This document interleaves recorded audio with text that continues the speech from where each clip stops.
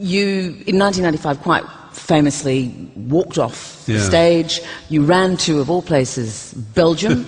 You considered suicide and you were diagnosed with bipolar disorder or manic depression. What I'm so interested in is you went on and made a documentary about that, where you talked about, and other people talked about, even though you wanted to be well, even though this was crippling your life in some way, there was something about the creativity of that disorder. Yes, I mean, bipolar disorder, I call this film The Secret Life of a Manic Depressive, and you know, one has to be very, very straightforward about this. You know, manic depression, bipolar disorder is a very morbid condition. And the doctors here, they will be the first to say, you know, this is not something to take lightly.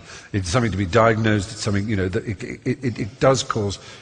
When I say morbid, I mean in the medical sense. It causes death, and it causes deeply unhealthy lifestyles, and deep unhappiness for the person inflicted, and really hugely for their families and those who love them. And the way I'm often, because I made this film, asked by people who are in terrible straits of unhappiness, or they love someone who is in terrible unhappiness, they ask how to deal with it. If I could answer that, gosh, you know, how happy that would make me.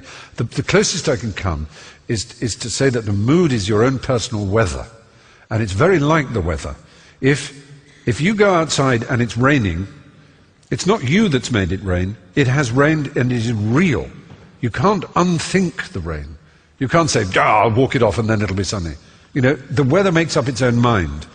And the two mistakes are either to deny that it's raining when it clearly is. It's raining. Let's face it. And the other thing is to say, therefore my life is over. It's raining, the sun will now never come out. That's it. Because we all know, in terms of the weather, that it can be a damn nuisance when it's raining, but that the sun will come out. And it's the same if you're a manic depressive. You have a manic episode, you have a depressive. When you're depressed and you think you cannot conceive of such a thing as the future, life is so black you cannot imagine a tomorrow.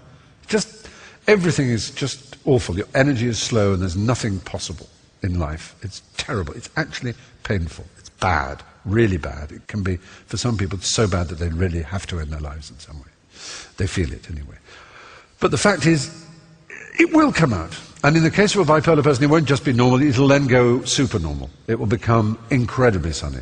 And rather than having no sense of the future, you plan for 100 futures. You are so excited with the possibility of what you can do in this world, with your creative power, with your entrepreneurial ideas. Your grandiosity knows no bounds. It's an extraordinary feeling. Terrible for people around you.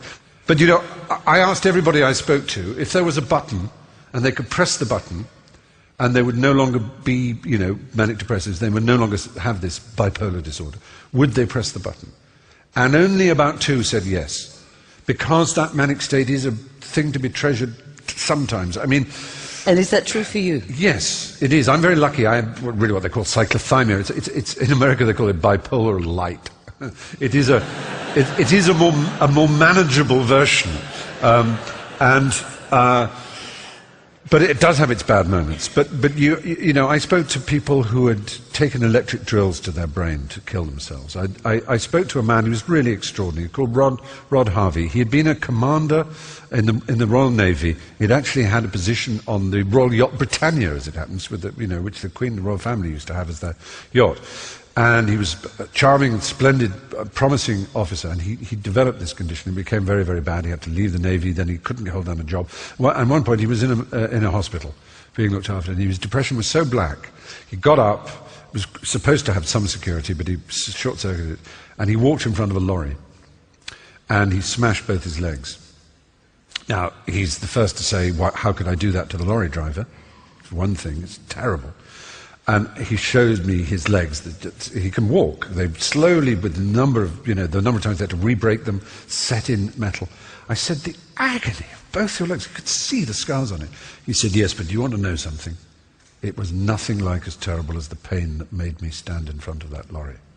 And that's the thing you have to understand with that kind of depression. It is not just, oh, snap out of it, You know, things will get better. Look on the bright side. It is an illness. It is a real physical descent of something quite terrible into people's minds. And if you say to someone, I'm asthmatic or I'm diabetic, they don't go, oh yeah, oh goodness. But if you say I'm bipolar, there is a little look that can flicker in their eyes, and it's tricky. Not in Hollywood, of course. I interviewed my good friend Carrie Fisher, who you may remember as Princess Leia, yes. The daughter of Debbie Reynolds, wonderful, amazing person, and she describes herself as the poster child for full bipolar. It is sort of ironic because she's had a very tough and extraordinary life, as you'll know if you've seen or read Postcards from the Edge. But she said, Stephen, you've got it all. I said, what do you mean? She said, gay, Jewish, and bipolar. How can you fail in Hollywood? Congratulations. Thank you.